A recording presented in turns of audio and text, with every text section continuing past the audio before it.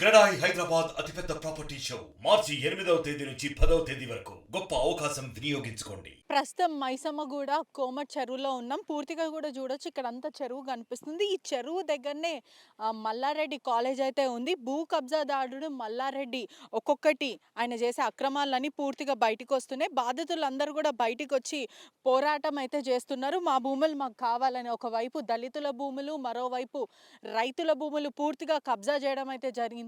కబ్జా బకాసురా అని కూడా చెప్పాలి. పూర్తిగా అన్ని అతను అధికారంలో ఉండి ఇవంతా కూడా పూర్తిగా దీన్ని రెగ్యులైజేషన్ చేయడం, పూర్తిగా ప్రజల భూమిని ప్రజలని భయప్రాంతులకు గురి చేసి మరి అంటే రౌడీలను పెట్టి బెదిరించి అక్రమంగా భూములు అయితే కబ్జా చేయడం అయితే జరుగుతుంది. మీరు ఇక్కడ చూడొచ్చు, ఇదంతా కూడా ప్రభుత్వం ల్యాండ్.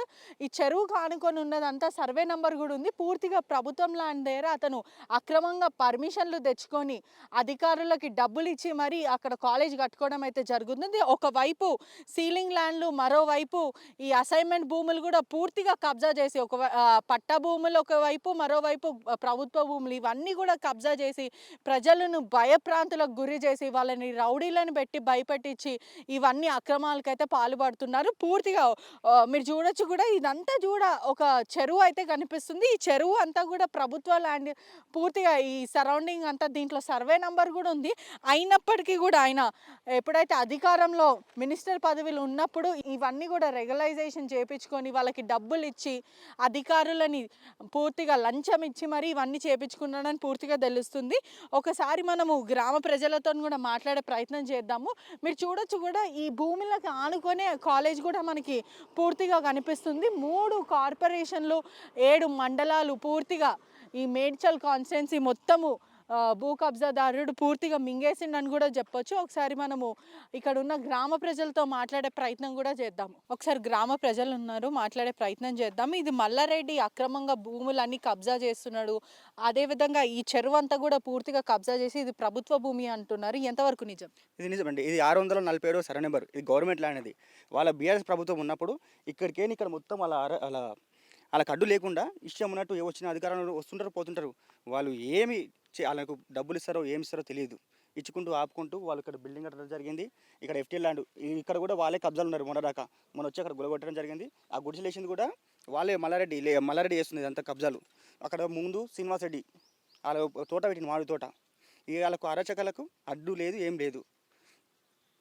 ఎప్పుడు కట్టారు ఈ బిల్డింగ్ అనేది కూడా? ఎప్పుడు కట్టారు? ఏ ఇయర్ స్టార్ట్ చేశారు? ఇదంతా కూడా ప్రభుత్వ భూములు అని చెప్తున్నారు. దీనికి సర్వే నంబర్ ఉందా? Survey number 647 survey number. ఇది కట్టి కూడా చాలా రోజులు అవుతుంది. వాళ్ళ ప్రభుత్వంలో కట్టారు. అంటే ఇయర్ అంటే అంత ఐడియా లేదు. ఇక్కడ ఈ ఏరియాలో ఎంత వరకు కబ్జాలు జరిగినాయి? ఇది ఒకటేనా లేకపోతే ఇంకా చాలా మటుకు ఉన్నాయా? వాగు కూడా ముందు ఆ వాగు పైన బిల్డింగ్ కట్టడం జరిగింది. రోడ్ మొత్తం క్లోజ్ చేసేది. వాగు నీకు అది కూడా చూపిస్తాను ఇప్పుడు. ఇక్కడ ముంగట ఇంకా అక్కడికి దులపల్లి చెరువుకి వెళ్తుంది వాగు. అది కూడా మొత్తం క్లోజ్ చేసేసారు. ఇంత చిన్న లైన్ వేశారు.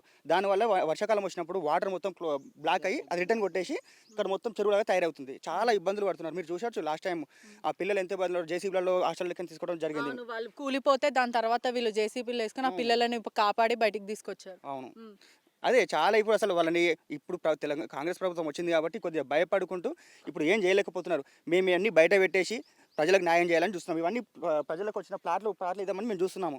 ఈ మల్లారెడ్డి ఇంకా అడ్డుకుంటున్నాడు. వాళ్ళ ప్రభుత్వం ఉందని చెప్పేసి ఇప్పుడు మేము వచ్చినాం కాబట్టి మా మీద కూడా దాడి చేయొచ్చు. ఇప్పుడు ఇక్కడ అందరు కూడా ప్రజలను కూడా భయప్రాంతులకు గురి చేస్తున్నారు అని కూడా తెలుస్తుంది. అంటే నిజంగానే ఈ రౌడీలను పెట్టి వీళ్ళని భయప్రాంతులకు గురి చేయడం ఇవంతా జరుగుతుందా? జరుగుతుంది.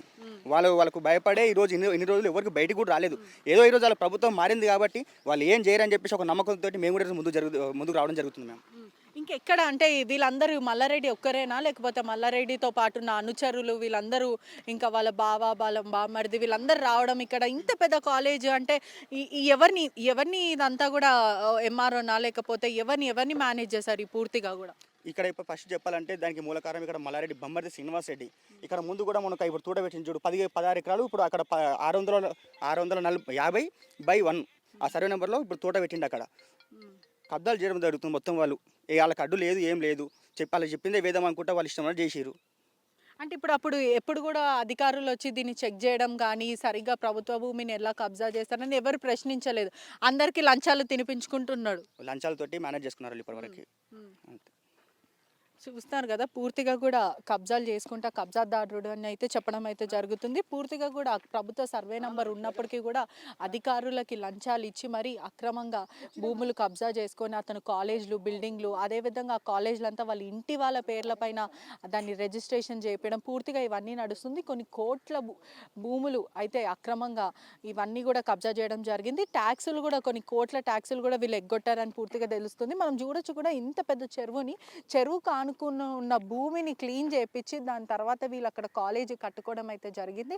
ఆ కాలేజీ కూడా ప్రభుత్వ సర్వే నంబర్ ఉన్నప్పటికీ కూడా అధికారులకి లంచాలు ఇచ్చి భయపెట్టించి ఇక్కడ ఉన్న ప్రజలందరినీ భయప్రాంతులకి గురి చేసి వాళ్ళందరినీ టార్చర్ చేసి అదేవిధంగా ఈ ఒక్క భూములే కాదు పూర్తిగా కూడా దళితుల భూములు ఒకవైపు షామీర్పేటలో కూడా సుమారుగా 47 ఎకర్స్ వరకు కూడా భూములు లాక్కున్నాడు అని చెప్పి కేసులు అయితే నమోదైనాయి. పూర్తిగా ఎస్సీ ఎస్టీ కేసులు అయితే ఉన్నాయి. పూర్తిగా 20 ఎకరాలు 50 ఎకరాలు అని అంటూ బాధితులు అయితే బయటకు వస్తున్నారు. బాధితులు అందరూ కూడా తిరుగుబాటు చేస్తున్నారని కూడా పూర్తిగా తెలుస్తుంది.